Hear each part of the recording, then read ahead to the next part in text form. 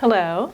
Hello. So it's March 8th, 2015, and I'm Debbie Gable, and I'm interviewing Maria Warren. And Maria, just for our records, can you please tell us, did you get permission for us to record this interview? Yes. Yes. Great. Thanks so much. So we just want to get started and just tell us a little bit about yourself, where you grew up and about your family and that sort of thing. Sure. Like you said before, my name is Maria Warren. I'm originally from Baltimore, Maryland. I grew up in a family of 3. It started off that way, and that grew to 6 after my parents adopted a couple of kids. My family is very religious, so I grew up in a very religious household. And now I have 3 grown children of my own. 2 boys and a girl. I don't even know how many kids I have. Whoops. 2 boys and a girl. Yeah, that's it about me right now. Tell me a little bit more about talking about being from a religious family. My mom is a minister. My grandmother was a minister. And I grew up in church. They called me, we would call people who grew up in church pew babies, because you lived in the pew. You were there all the time. We had services every Sunday, sometimes a couple services on Sundays, and then Bible study and choir rehearsal and all that. So it was difficult for me for a while, because I knew at an early age that I was different, but I just didn't know how to really tell anybody about what was going on with me. And so I took cover in religion and immersed myself in it to ask God to help me move these feelings that I was having, and not realizing that for me it was from God. This is who I am. But it took me a long time to get to that point. So.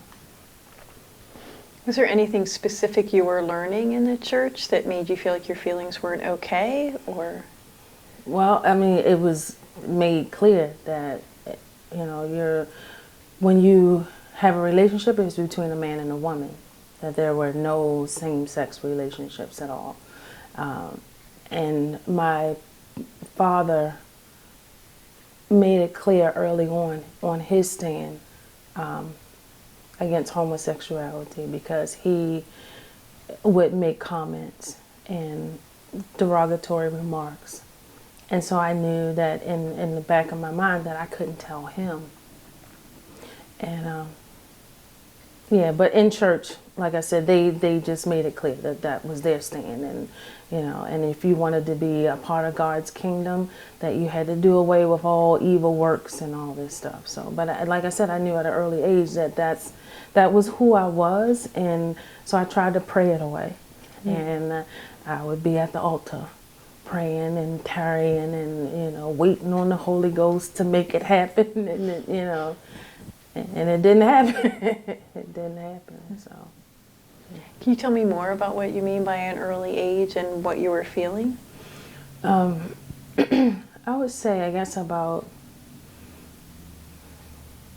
at 12, I knew that I was gay. But I would say it actually started before then. So when I say an early age, I would say around 8 or 9 is when I knew that I was feeling different about other people. Like, I would hear my friends say, I like him, like a girl would say, I like him, but I didn't have any of those feelings. But when I was 12, I had a crush on a young girl. I'll never forget her, in 6th grade. And I remember the boys giving out their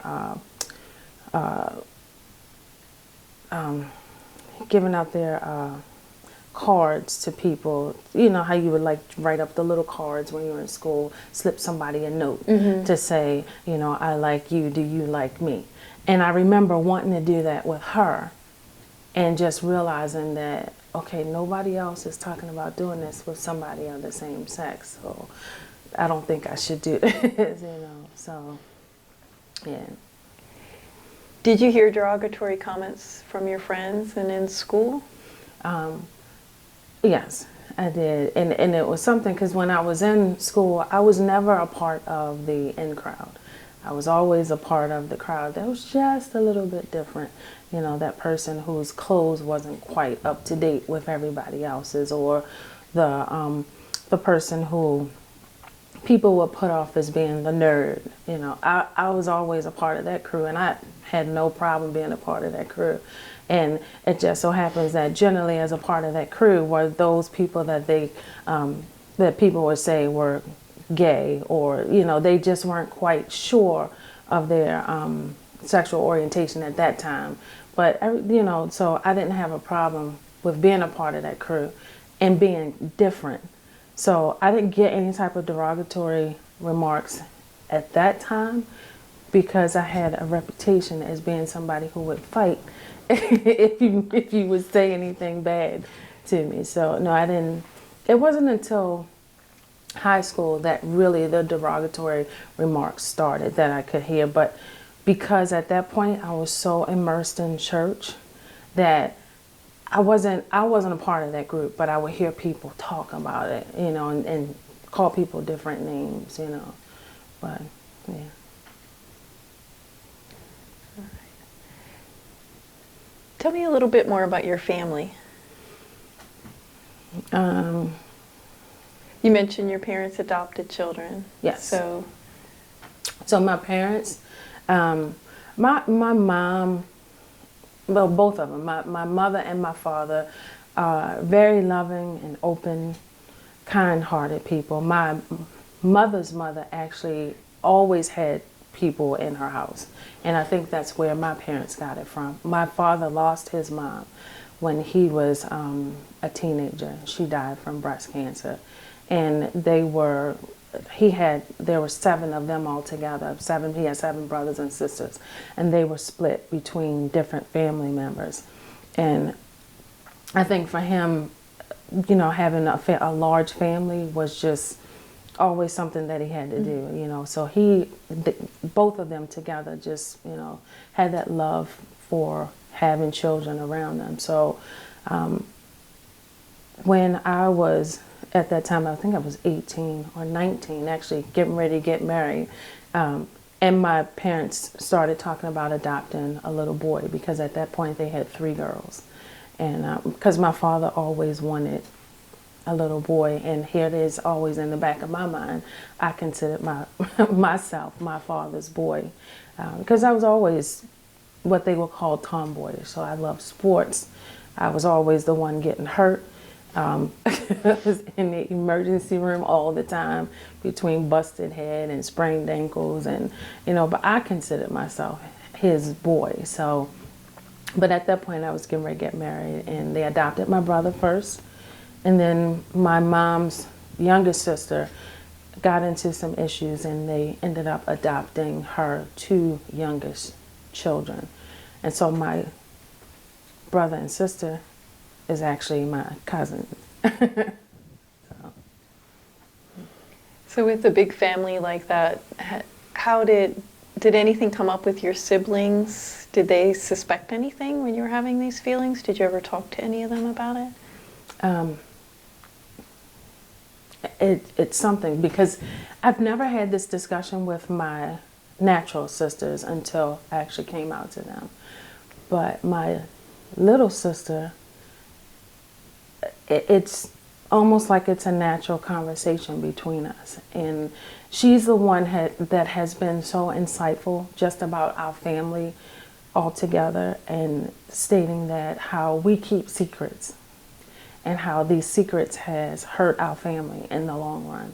And she was saying that she had a feeling that I was gay, but just didn't know how to approach the subject.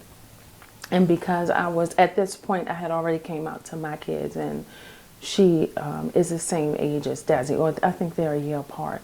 And Desi's your daughter? Yeah, Desi is my daughter. And because they are so close, in age and just have a close relationship with one another.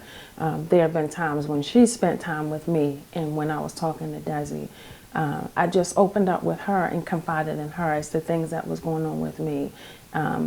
And she actually asked me a lot of the questions that you're asking me now. Well, how did you know? How come you didn't tell anybody? You know, and she was like, do you think if you told somebody when you were younger how your life would be different, you know? And so she was the first person who actually like was really interested in knowing like the true me, you know, and wanting to know, you know, how I felt about where I am now, you know. So yeah, she was the first person. I still have not had that conversation with my two natural born sisters who have just essentially said across the board, I don't care what you are, I'm going to love you regardless. So that within itself has just been comforting. But I think sometimes it would be nice if they would just take that step to go a little bit further and say, you know, well, really, you know, how was it growing up knowing that nobody really supported you where you are, you know, and that you couldn't come out at an earlier age. So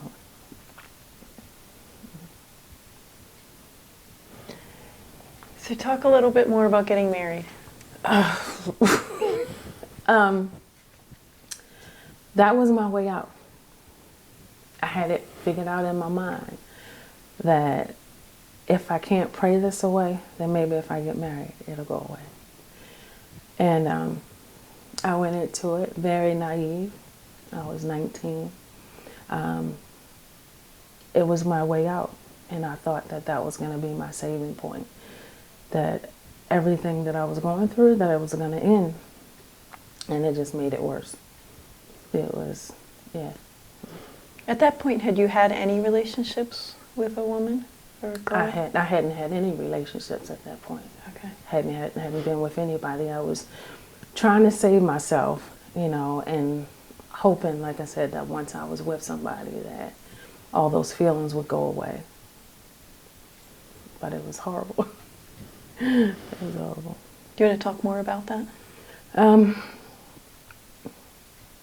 It was just a hard time. I just remember the first time having sex, and I just remember being like, "Oh my God, is this what this is what it's supposed to be like?"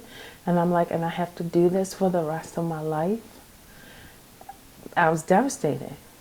I was completely devastated, and I just kept saying, you know, I gotta pray, God is gonna make this right, you know. And like I said, it went on for years.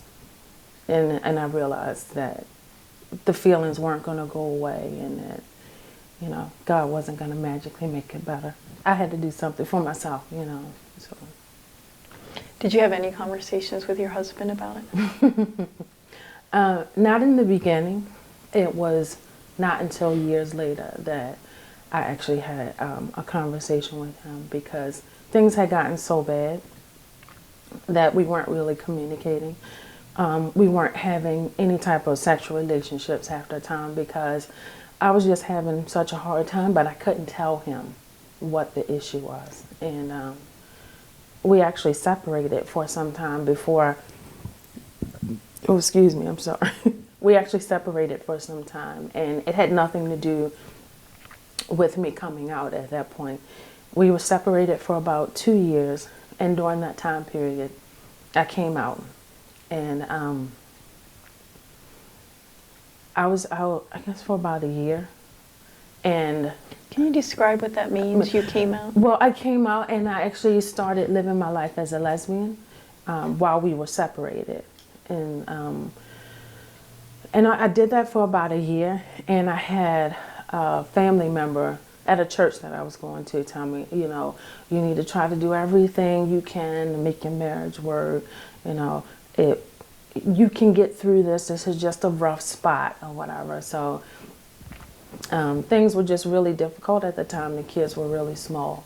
I had 3 kids at that point I had all 3 of my children, and I'm just like, I have to try to work this out, you know, with him to see if I can get things back together. So after about 2 years being separated, I went back to him, and at that point I told him that I believe truly in my heart that this is who I am, that I am a lesbian, and that if you want to be with me, this is just a part of who I am. He was like, well, we can go to counseling, we can work through this. And so we got back together, and we did. We started going to counseling.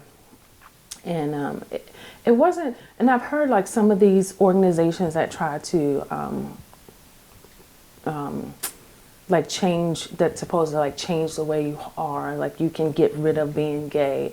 And the counselors that we were going to, it wasn't anything like that really like were harping on it, like really trying to bang it into your head. But it was subtle Christian teaching. But over time, I realized that wasn't for me.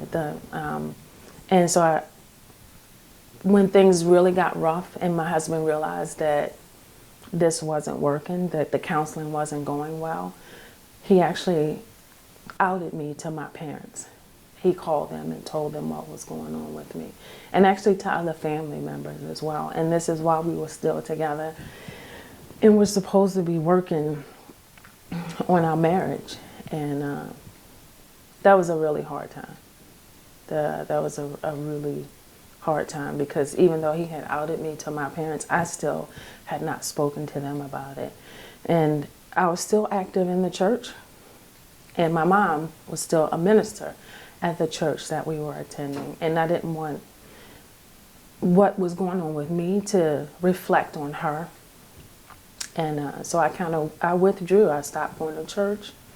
And I stayed away because I wanted to make sure that, what I was doing didn't reflect on her. And after some time, my husband at the time asked me to leave.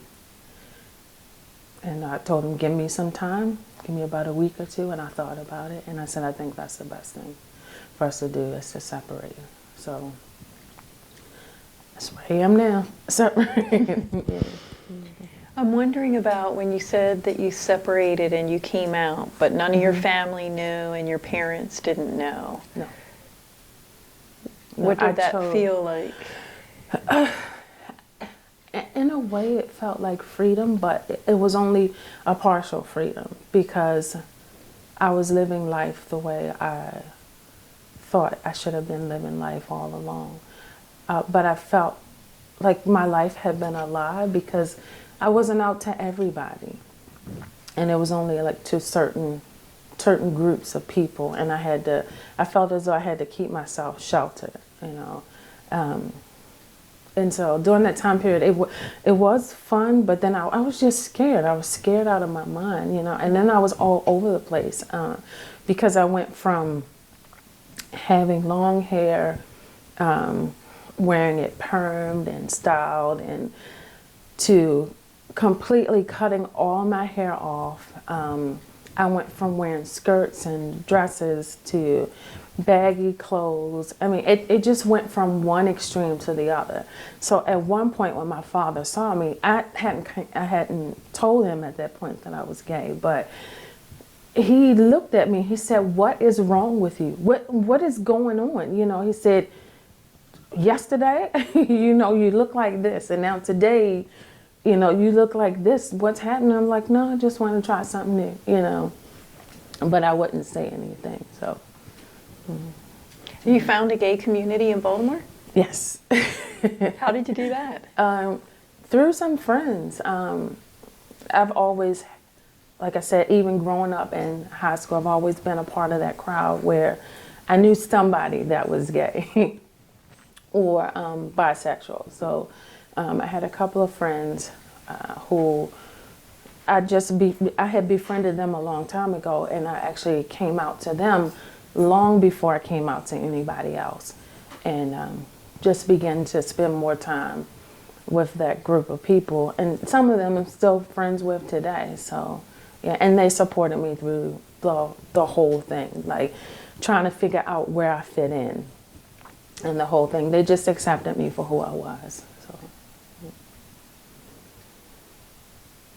So what was that community like? So it was just a community of friends, or were you going to bars? I guess what I'm wondering about is, as far as what did you find as far as the gay community in Baltimore? Well, in the beginning, it was extremely interesting because, like I said, most of my life I have been extremely sheltered as far as being in church all the time. So I had never had a drink. I'd never been to a bar. That's what I'm wondering about. Right. Never been to a bar.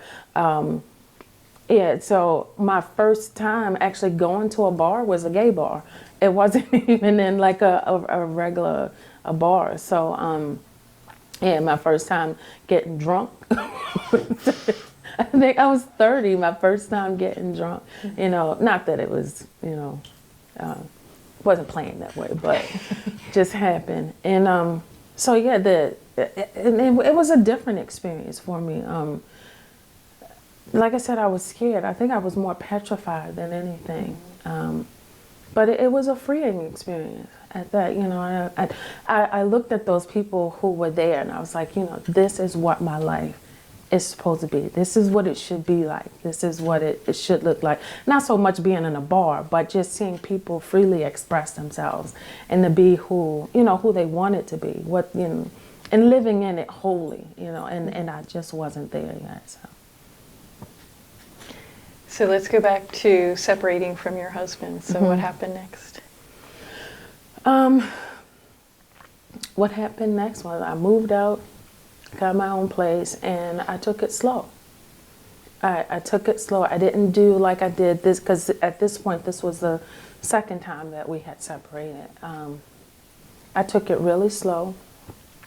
And what I mean by taking it slow is I just lived my life. And I learned to accept myself for who I was. I learned to not look to others or not look to a God to justify the person that I am. And I just learned to be whole. I learned to be free to dress the way that I wanted to dress, and not have like society. And when I say society, like at that time, the first time when I had came out and was living as a lesbian, I had other people telling me, oh, you should look like this, or you should buy this. And so that's how I ended up going from one extreme to the other, and like going into the barbershop, get my hair cut, and people mistaking me for a man right away just because of the clothes that I had on. So yeah, when I came out this next time when we separated, I just took my time and kind of redefined who I was, and from the inside out. So I started with the inside, and then those things that was on the inside just slowly began to work their way on the outside. So where did you find support during this time? PFLAG. PFLAG has been a lifesaver. When I initially came out, I had moved from Baltimore to the York area. And I knew really nobody other than my coworkers here in York. And so I needed some support. I started looking online for support groups to go to. And I found PFLAG here in York and have been going there for quite some time. And when I say they were my anchor and my savior, I mean, I'm tearing up thinking about it, because there was nobody here for me. And I couldn't, at that time, at least I didn't think I could, call my parents or call a family member and say, this is what I'm going through. But when I went to PFLAG, they were there for me. And it was just like having my parents or having somebody say, it's okay. You will make it through. And, it's one step at a time, and still to this day, I still go back to PFLAG because I like being that support for somebody else who's coming out, or maybe somebody else's parents are there and their child has just come out to them. To be a voice to say, be there for them. Your kids don't have to go through what I went through. So you can be there to see them grow and, to watch them grow. But, yeah, I love PFLAG. How are things for you at work? Work was definitely a transition. But I have not had any issues at work at all. Everyone there has been extremely supportive. Haven't run into any issues personally where people have treated me any different, because I remain to be the same person. Just because my sexual orientation has changed, that has not changed me as a person. I'm still kind-hearted. I'm still, honest. I'm still hardworking. None of that has changed. So they don't treat me any different. What about your children? My kids, I thought it was interesting that while my husband and I were separating, he told my two oldest kids that I was gay before I had a chance to have a conversation with them. They both told me it didn't matter. My daughter actually told me she knew a long time ago and was just waiting for me to say something. And she said it didn't matter to her, neither one of them at that point. My youngest son, at the time, I felt as though he was already having issues, other issues than things that were going on, so I didn't tell him right away. I waited until he was 17,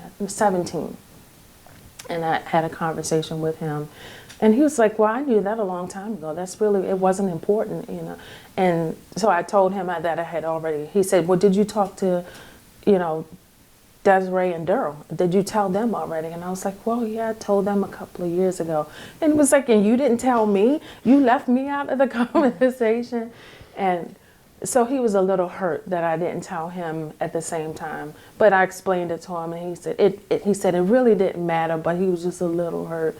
But they are just as supportive as they can be. And I think that was one of my fears, is that they wouldn't be supportive. Even though I did raise them to love people for who they are, not to, discriminate in any way. So, but it was still that fear, that underlying fear was still there, that they may not accept me. But that didn't happen, so, okay. Nice. Mm-hmm. So what else is going on in your life? My life is full. I have a wonderful partner now. And I have dreamt that this life could be like this. I dreamt it, and it's actually coming true. And sometimes I have to pinch myself and say, it is real. It is real. I'm as happy as I could be right now. And sometimes I think about where I've come and the things that I've had to go through to get where I am now. And I say I wish I didn't have to go that route to get to where I am now. But those things have made me the person that I am. And those experiences have made me the person that I am. And I hope that some of the things that I say today will help people not have to go that route the way that I went, so that they can live their life and be who they are early on in life. Is there anything else that you want to share? No, I think I'm okay. Well, thank you so much for talking about your life and your experiences with us. I think one thing I forgot to say at the beginning that we'll say now is I was supposed to say where we are. So we are, in fact, in York, Pennsylvania. Yes. So, all right, thank you. You're welcome.